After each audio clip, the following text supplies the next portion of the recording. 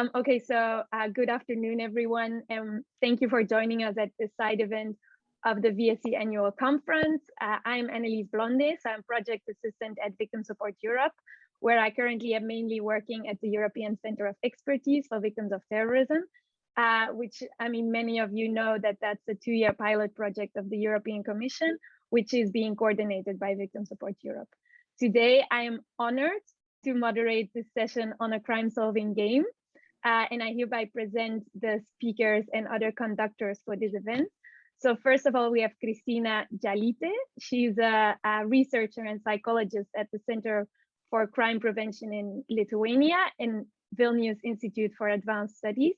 She has a master's degree in forensic psychology, which she received from Vilnius University in 2019. Then we are also accompanied by Dr. Algimantas Čapas.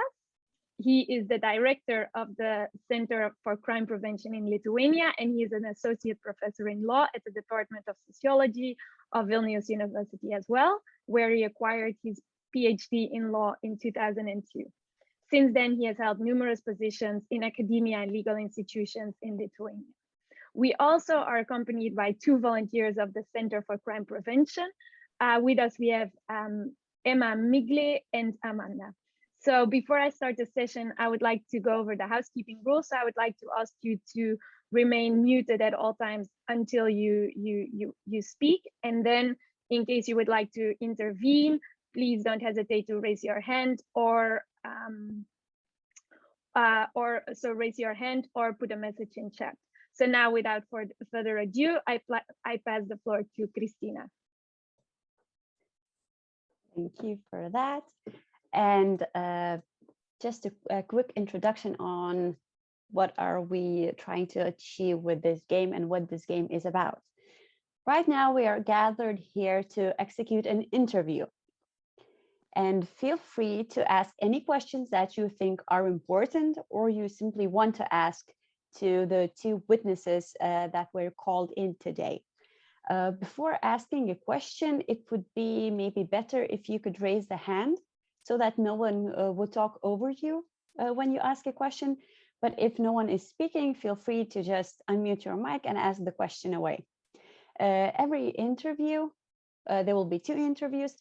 Each one of them will be about 10 to 15 minutes long. Unless you have more questions, then we can prolong those interviews. So to start, I would like to introduce our first witness that was called in today, and this is Emma. Let me just spotlight her. Krista? Yes? And mes galvojam, kad viena iš jų kaltininkė. Tai šitą dar. Oh, yes.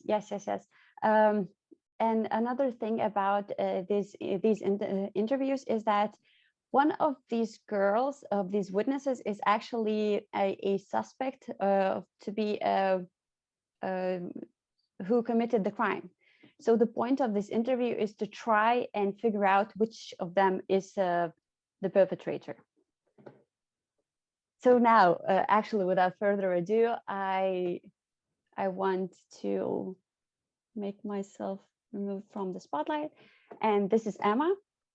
And from now, her interview will begin. And to start it off, Emma, thank you for coming in.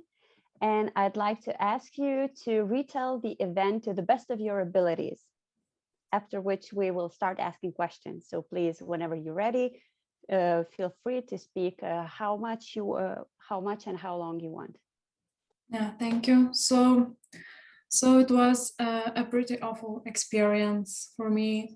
That day, I planned to visit my brother, who had recently moved to the city. And I was walking down the street when I saw the bank and decided to go inside and learn more about the loans. Because for several months now, I have been dreaming of buying a dog. Sadly, it cost over 2,000 euros. And of course, I don't have that much money. So I went inside, took the waiting number from the machine that was standing to the right. Then I just if I remember correctly, the number of the waiting list was 26. And I don't know, I just sat down to wait. And I think about 10 minutes later, an elderly woman came to the bank dressed in blue jeans and a blue t-shirt with a rainbow print on it. And suddenly she just pulled out a gun and started screaming at the bank staff to hand over the money. At that moment, I don't know, we just fell on the ground and tried to hide. And I think later the woman began to demand the bank manager he must quickly put the money in the bag and hand it to her. And I think 5 or 6 minutes later, a man with a blue suit and a white tie came and handed the bag of money for a woman. And I don't know, she just took the bag and ran out of the bank. And that's all I remember. So you went to the bank to buy a dog, right? Yeah, I went to the bank to ask questions about the loans. What loans? You wanted to buy a dog in the bank? Yeah.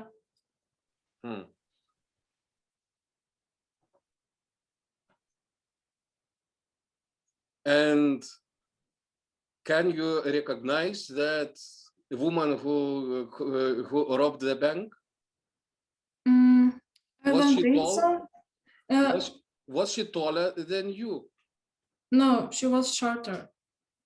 Shorter than you? Yeah.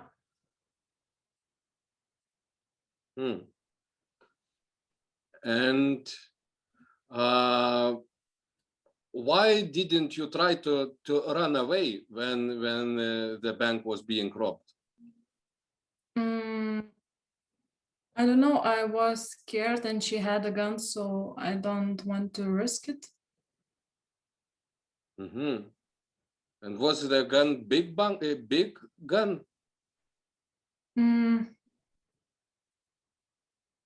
It's hard to say. I'm not familiar with weapons. I'm not familiar with weapons, so I cannot answer this question. All I can say that the gun was black, and that's all. Black gun. Yeah. And blue jeans. The woman was wearing blue jeans. Yeah, like I said. You are smiling, so it is present. No, not at all. It is pleasant to recall that case, right? No, not at all. It was an awful experience. Just I think I have nothing to ask. Nothing to ask more. That's very clear to me. Yeah. I have already made my mind. It's very clear for me what has happened over there.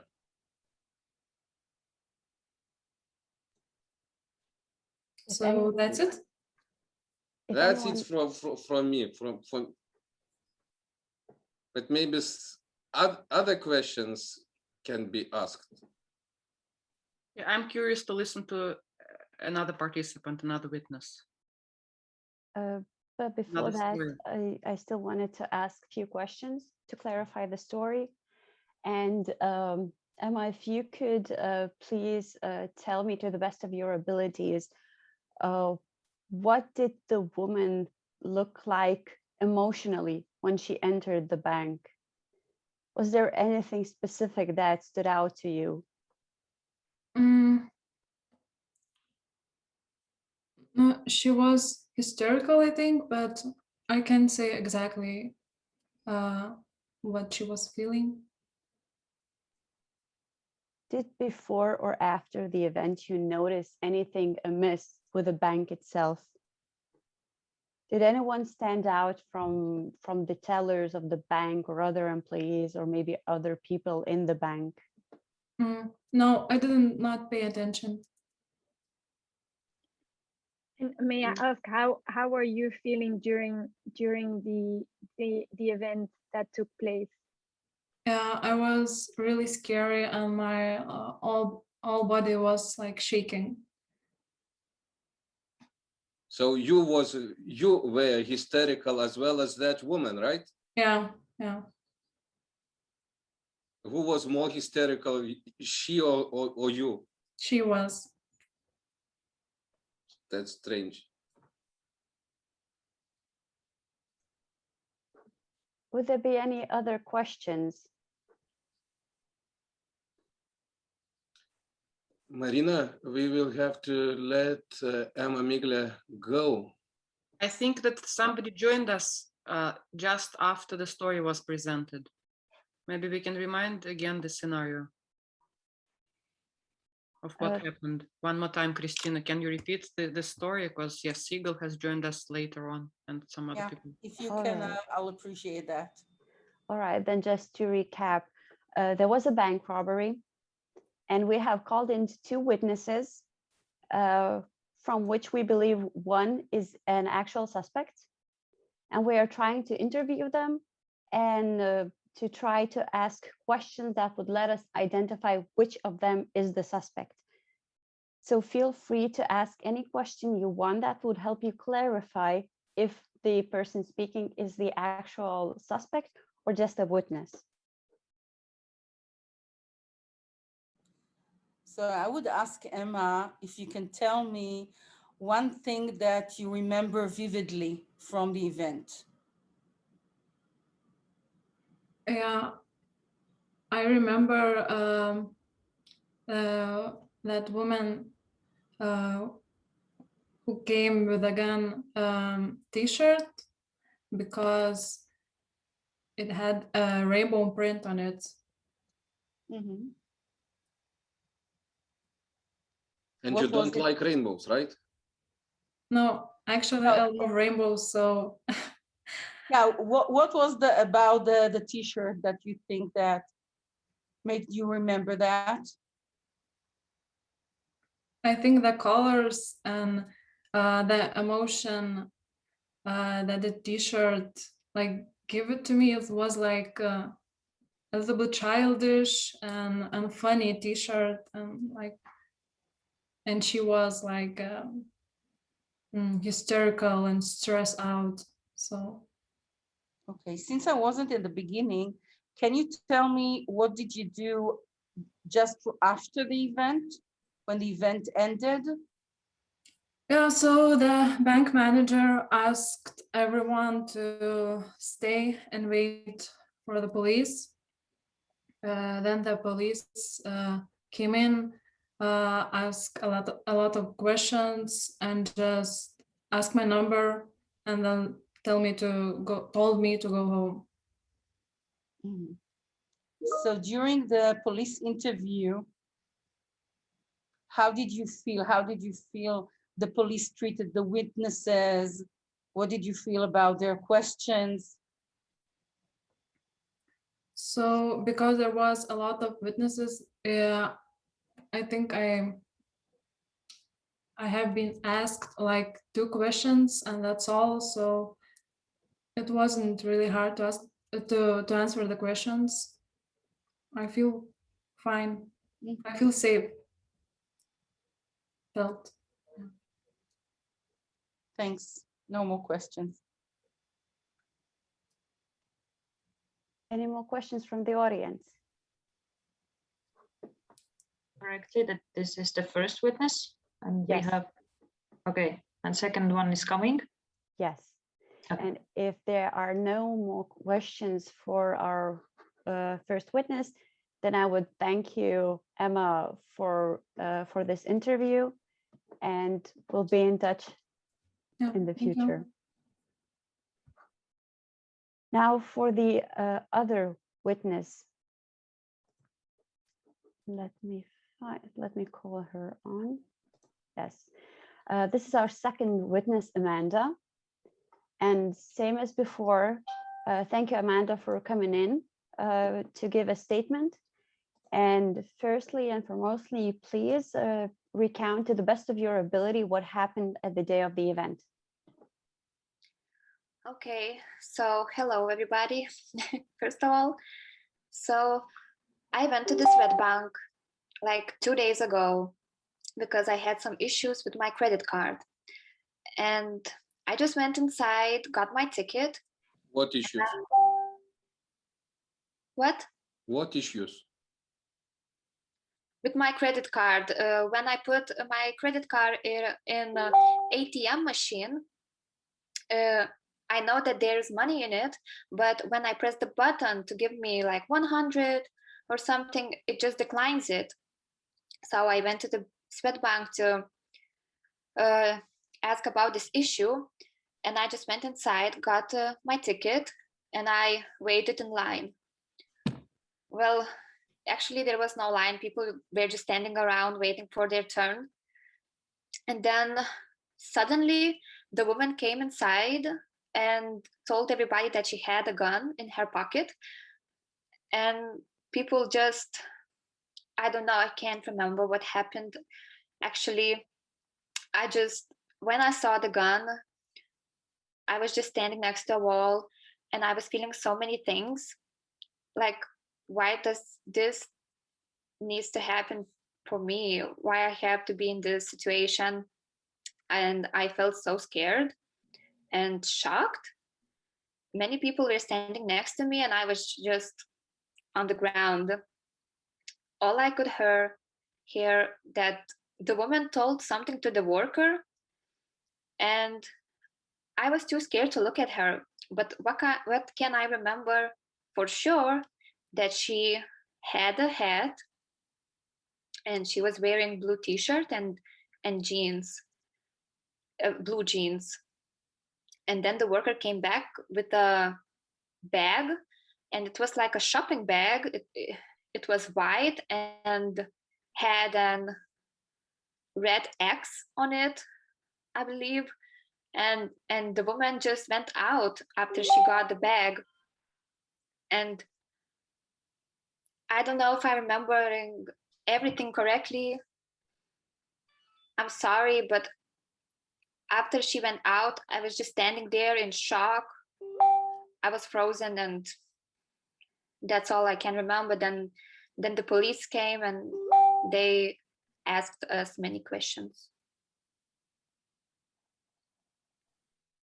How That's it. the people around you reacted? Did they support you somehow, or were they frightened as well? The people were frightened as well. I was, and they were. We were just standing. I don't know. I can't remember actually.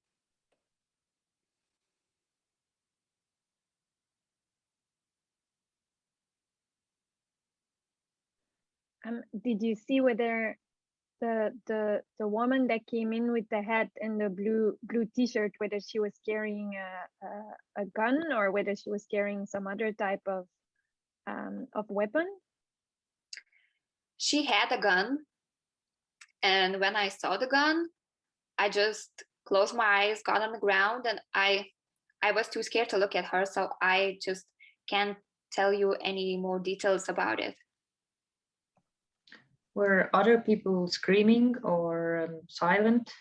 What kind of sounds did you hear? Some people were screaming, yes, but that's just like for a second, and then we were all silent and just standing waiting for it to end. Yes, Kathy. How many people were there? I'm sorry, I can't tell. About general, if you had to guess how many people there were? Like 7, 8. Did anyone looked at each other or not?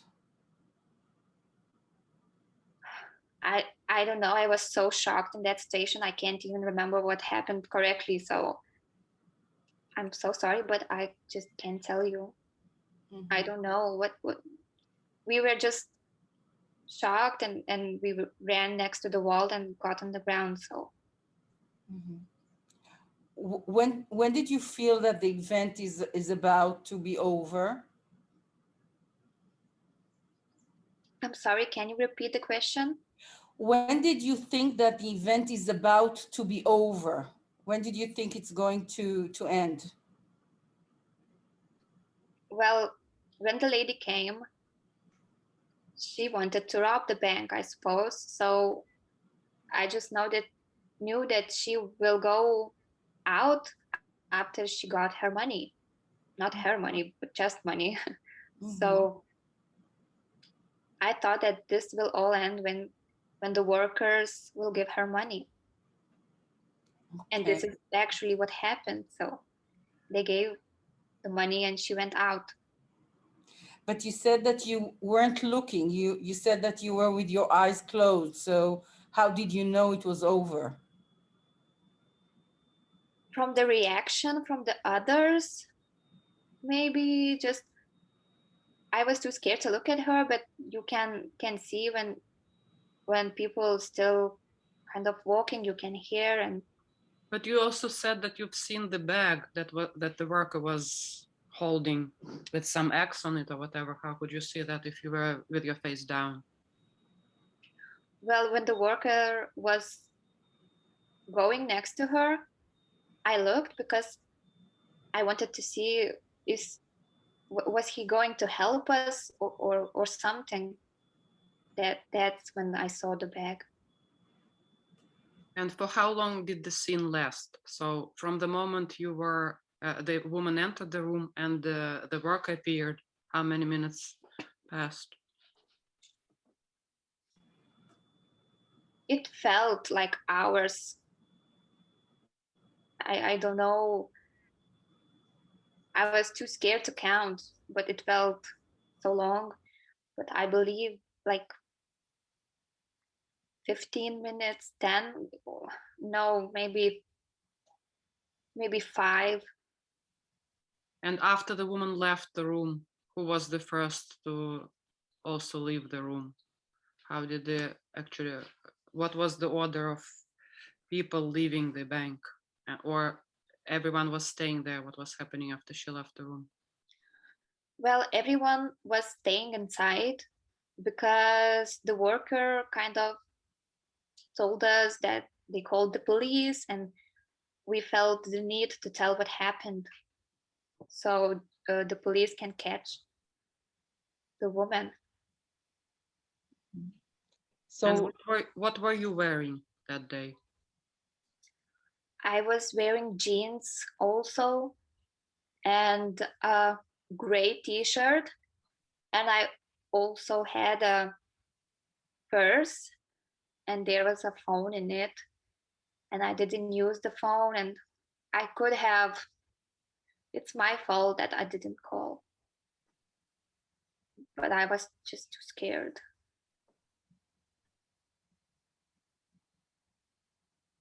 when the event ended and the police arrived, can you tell us a bit more about what happened when the police was there? So when the police came in the bank, they just asked as many people as they can about the situation. And when they got all the evidence they needed, they just left and told that if we need you, we will call for you to retell the story. And that's it. I told my story to the police, and that's it. I was free to go. How did you feel that they treated you? The police? Yes. Well, their job is to get as many information as they need.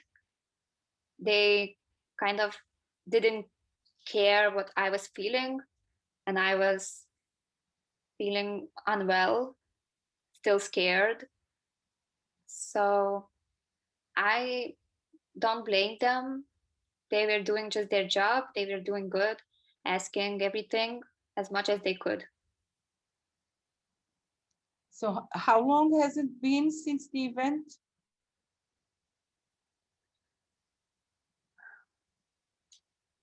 2 days ago it happened. So just 2 days. Okay. And how have you been in these 2 days? Well, when I got home, I told everything to my boyfriend and I was feeling safe with him. So I'm feeling better, but still a little bit scared to go to the bank.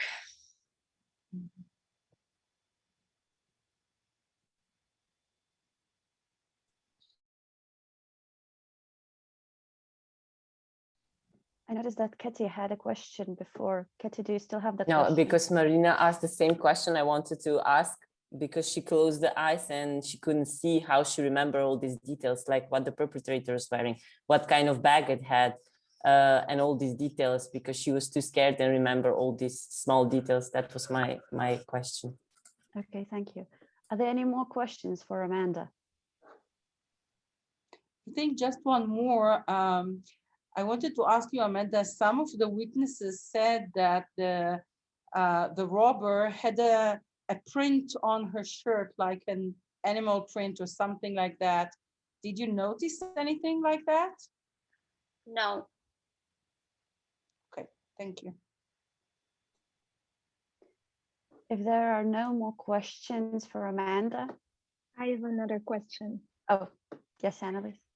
I was just wondering whether you noticed anything in particular with when the assumed robber actually came into the building. Was there a way in which she was acting? Did she yell, or was there anything specific that you remember about that moment?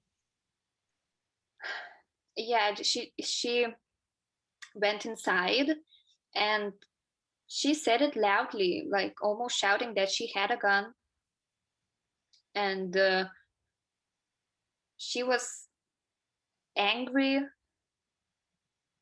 And yeah, she was angry and I was scared of her. So she was shouting that she has a gun. So that's what I noticed. And the anger in her. That's all I was.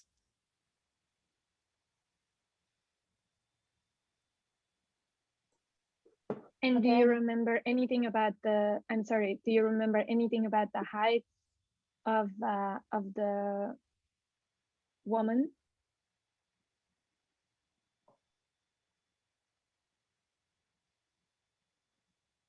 I don't know how tall she was. I don't know. And the voice, I wonder if you remember her voice, high voice, low pitched voice.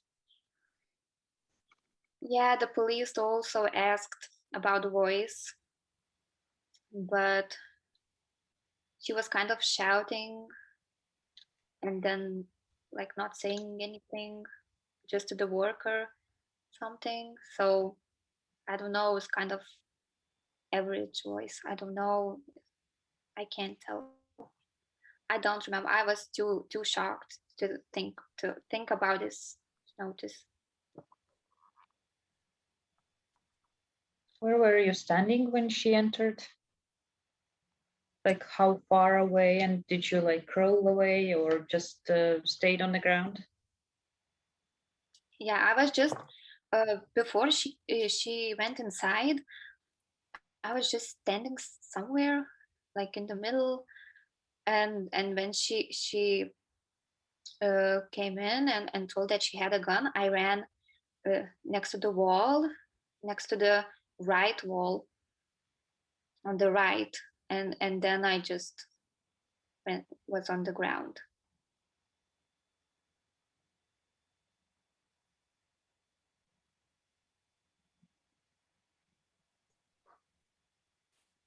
Last question from me.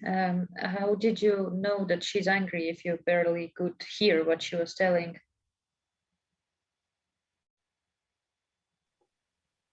You see, when I heard her shouting, it wasn't like a good emotion.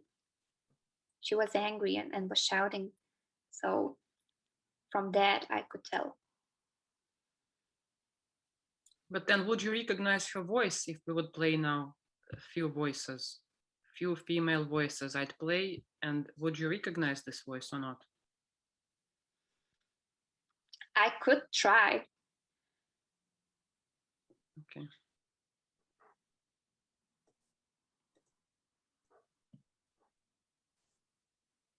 Any more questions? If not, then thank you, Amanda, for coming in for this interview. We'll be in touch with you also, and have a good day. Thank you. So now that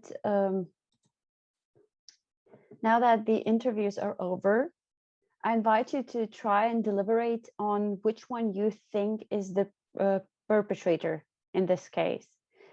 And I'd like to ask each one of you to think about it and answer one by one. And if you can, try to give some reasoning behind that answer.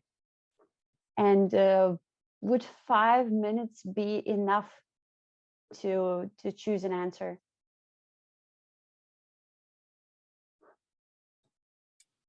Yeah, I think I know. I mean, I don't know the answer, but I can reason my my arguments.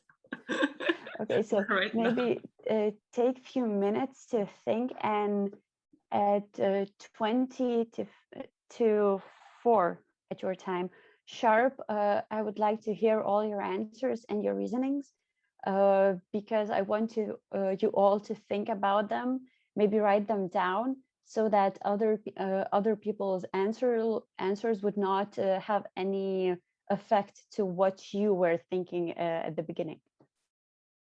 So just a few minutes then to think, and then I'll ask for your answer. Yes. So Elgis, you said you'd like to start, so please go ahead. I will not say the answer, because I guess I really know that from some personal details both Amanda and Migla have mentioned. So I'm sure I could recognize who is saying lies, because I know some more information. So I will decline answering. Okay. All right. Who would like to give their answer and a reason behind that answer? Annalise? I see that Katie raised her hand. Oh, yes, Katie, please. Yes, thank you for giving me the floor. So for me, I believe that possible perpetrator will be Amanda. My reason for thinking of this is because if you are in state of shock, you will not exactly remember the details of the bag of the perpetrator. You will more remember the, in general, the environment maybe, but not completely the details, what kind of bag it was, what was the print of the bag of the perpetrator. You will maybe remember, like, in general, when you feel the shock, like how many people there were, or whether the office was big or small, but not really the details of how the perpetrator's bag was, or what kind of hat was wearing, or in general. But And what about the rainbow? What about the rainbow? Another one remembers the rainbow. Come on. Yes, okay, but I think the bag, it's personally something that you will say that, okay, this is my bag, I will take it to do the robbery. I mean, this is my view. I don't know, maybe somebody else is some other view, but this is my view, that I would have not remembered. If I'm a victim, I would have not remembered such details, what kind of bag the bag was from the money, but I will more focus on the one who's shouting and making me scared. And then I will remember more facts about the person who shouted and scared me than what kind of bag she had it. So this is my view. I don't know whether that makes sense. Thank you. Well, it is your opinion at this point. And thank you for your answer. Then I saw Annalise raise a hand, or do Marina, you want to answer next? Yeah, I don't have an answer, so yes, I'm not an investigative person at all. Katie, she is the wife of the what is it, a policeman. So she knows the answer, I guess. But then yes, what I didn't like in the first story was that what is it? The reasoning behind going to the bank like this to take the loan for the dog, whatever it is. And about the second story, what I didn't like was that yes, she remembers all those details, so her memory is not so much fragmented as the first person's memory. So actually, yes, that's what confuses me. But yeah, I don't know the answer. Both of them are lying, they're actors. So if it would be real witnesses, I would definitely feel who is, what is it, a suspect and who is not. But yeah, my logics don't work that well. That's okay. Thank you for your reasoning. And who next would like to choose the perpetrator? I think I can go next. But I also don't know how to choose because I didn't hear the full story of the first person. I only heard about the rainbow t-shirt. About the second story, there was some kind of dissonance between the statement because at one point she was saying that she didn't hear anything, she didn't see anything, and then next moment there was really specific details which didn't make sense. But at the same time, when we asked the tricky question about the t-shirt, she didn't catch, and it was the good moment to maybe confirm and lie. But she didn't use it. So same, I don't know what is the correct answer. Thank you. So if you wish, I can go next. Yes.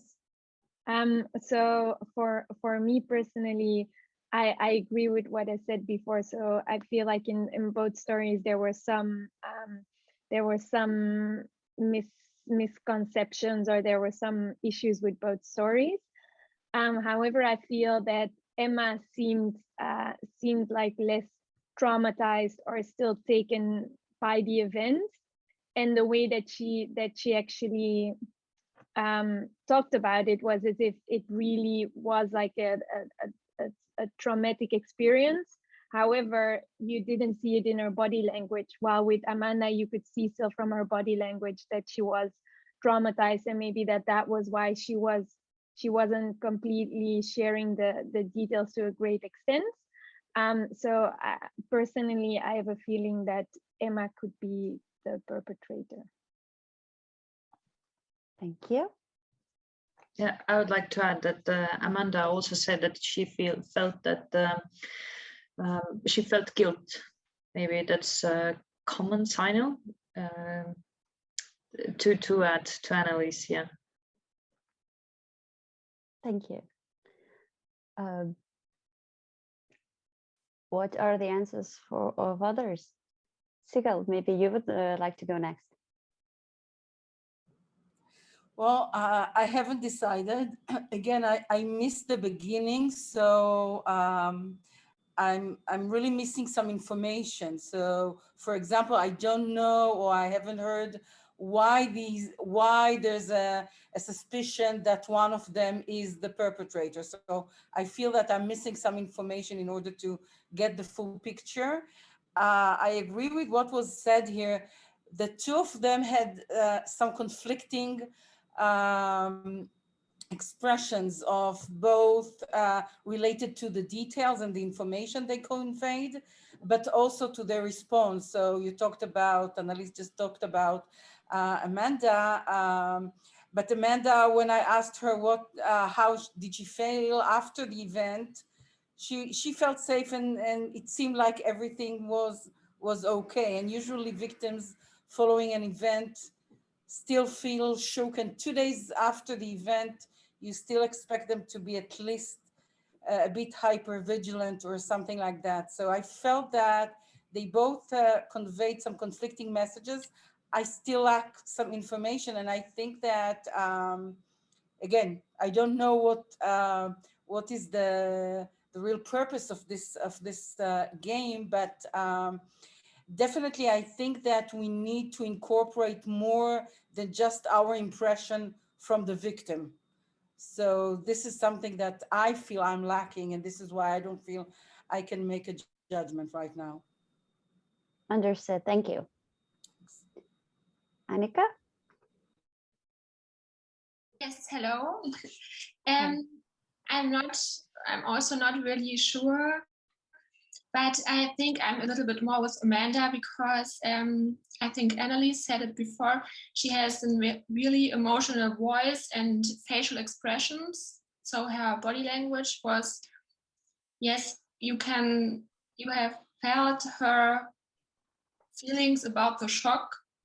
And yes, I also think when you are in such a shock, you cannot remember every single moment of the situation. So yes, I'm a little bit more with Amanda. All right, thank you for your answer. And if I'm not mistaken, that will be all, right? Or is there anyone who still wants to?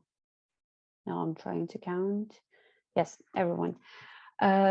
So the answer to this was that actually Emma was the real culprit, but that is not the main reason for this exercise. Let's call it that. Because the whole reason was to try and see that it's not as easy just to see a person to have a quick conversation and just know whether they're lying or not. And now, actually, I'd like to maybe introduce you to a bit of specific information about how the deception is found, at least according to some psychologists.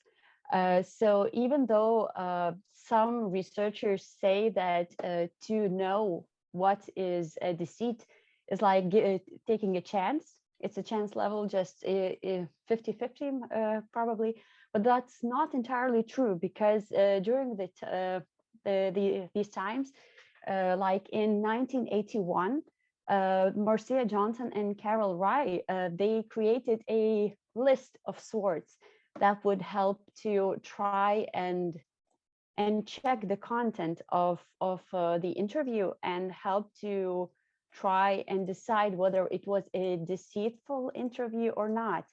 And it consisted of 8 scales. And the scales are just going through really quickly.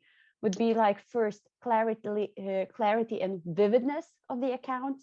So the details, the more details, the better, because when lying, liars choose to incorporate less details because it's harder to remember those details. Second would be sensory information. So that was, I think, demonstrated by our witness, Amanda, because she tried to incorporate some of the information about what she felt, what she saw, how that felt, a bit more of what was the sensory input during the event.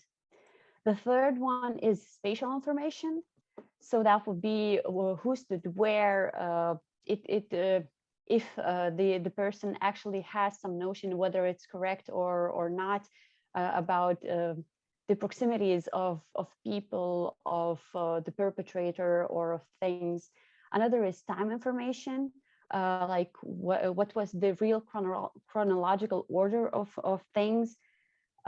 Another would be emotions and feelings. So again, what Amanda tried to show was by telling us that how she felt, how she thought the perpetrator felt. Another point is realism of the whole story, if it's realistic or not. I know this doesn't really apply to our case because it's a realistic case that actually happens. Maybe some details were not realistic, but in real life, well, not necessary interrogation, but in real life interview, that could be used to know whether the account that is retold is real or not. And lastly was cognitive operations. So what was also illustrated by what Amanda said, what she thought during the event, if she had any other thoughts, or even it kind of connects with emotions, if the guilt, the everything, because she didn't do something. So decisions also are incorporated in that. Of course, since 1981, these scales were regrouped a few times, but the basics stay the same, that there are a few fields, few scales that can still let us know whether a person is lying or not. But that is not always the case, even though we would love to have like a simple checklist, like for psychopathy or something, or other things. It's not that easy, because while it is a scale that can be used, it's not the scale, it's not a golden standard, because it's really important to keep in mind that there are individual differences in the ability of how people can lie. At this event, maybe we could try to see what both of our interviews did, because they were both lying. But we can see that if this was a real situation, with a bit of more coaching and more readiness, they could actually try to pass as real witnesses, even though they're not. But what's important is that the reality monitoring that I just introduced, it does help with the content of the message, even though a lot of people like to go by stereotypes, like I think that's my favorite stereotype, that if you look to the left and up, then you're lying because you're trying to think of the new scenario. But that goes with the reading of body language, which I think is not really a thing that can be done when you don't really know a person. But I think that this also is applicable to the content evaluation, because some people have a specific way of talking, of a specific way of how they lay out their thoughts, of how they express themselves. So there is no golden rule to see to say whether a person is lying or not. But there are ways to get it better. And another point that I'd like to talk is the one that Algis tried to help us illustrate at the beginning, with asking rude questions that could cause a secondary victimization. So this is why also this event was quite important to us, and why we wanted to talk about this, because the way we ask questions, if the questions are too doubtful of the victim, if the questions are rude, it can cause secondary victimization and distrust in the legal system. So maybe another time these victims will not even ask for help, knowing that that nobody will believe them, even though they're trying their best to recap the story, to retell everything that they remember. And a way to go around with that, to try and have the best interview with a victim or a possible suspect, is a cognitive interview.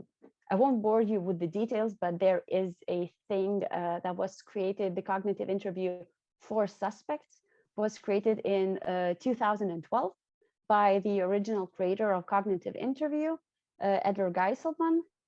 And the original cognitive interview was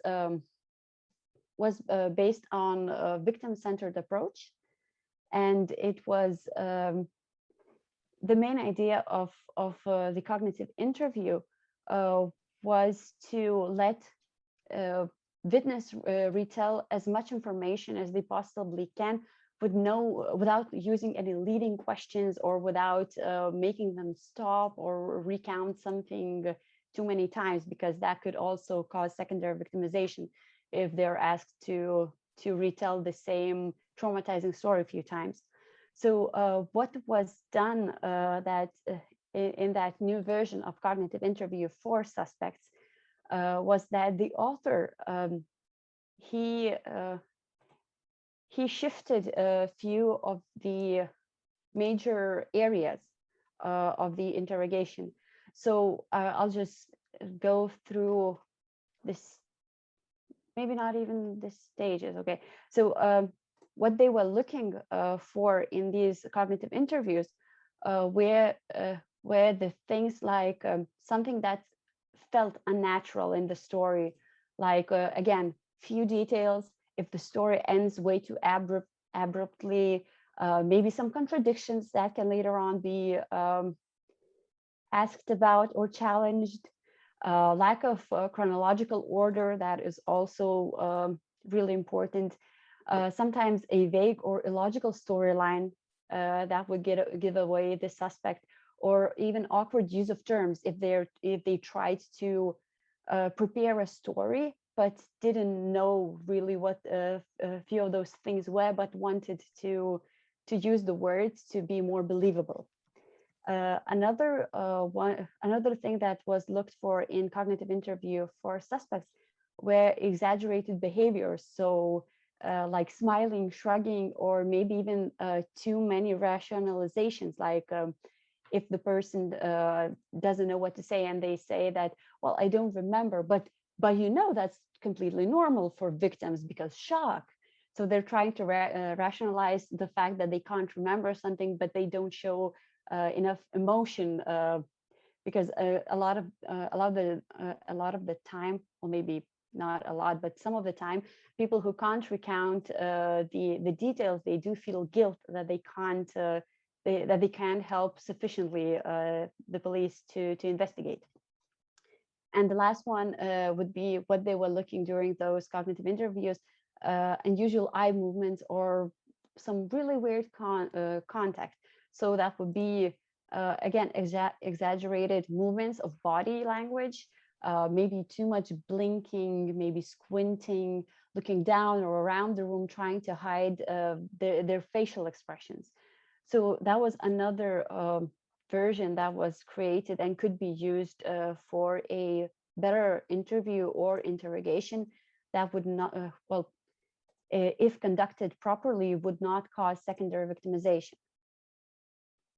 So I will not bore you with the details on the stages of cognitive interview, but there are a lot of points that are pointed out that would in free narrative speech would help to tell if a person is lying or not.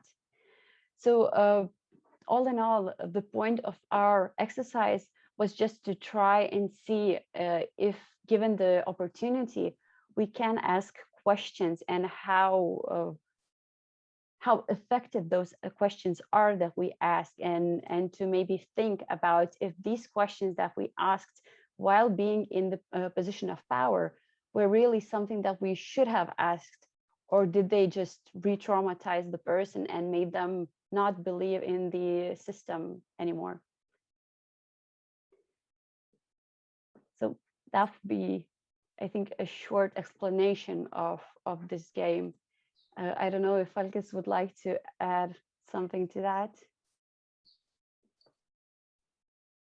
Maybe to acknowledge that it was mea culpa for these questions asked in a rude way. And yes, I do understand that it's not the way to talk with witnesses, especially that I have ended several of questions with a question mark, right? You were standing there, right? That was in our laws, it's called questions that suppose certain answer. So these are prohibited even in the laws of Lithuania, I guess in other countries also. And of course, interrupting, commenting on the Miglia Emma was smiling and so on and so on and so on. And so there were, I am not so bad personally. It was a bit of acting. It was a great illustration of what not to do and how not to ask questions. it was good to learn that, because I think that you were also traumatizing us, not just her.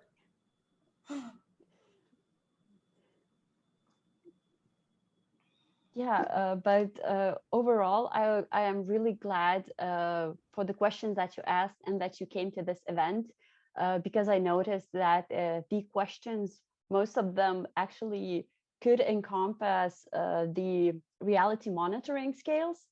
So it could actually, if used properly with the theory, could be used to see whether it's what was said was a lie or a truth. At least well, everything is subjective. So I was really glad to hear that, and really the questions were, I can't say that they were traumatizing, so that's a good thing. You can all have a little round of applause for that. But yeah, the main idea was to try and get the feeling of how you feel and how you yourself react when you have a chance to ask others questions, and to do that freely. Because I know that a lot of people, when given a chance, even though it's not legal, as Elias mentioned, they still use the techniques that give the fastest result, let's put it that way.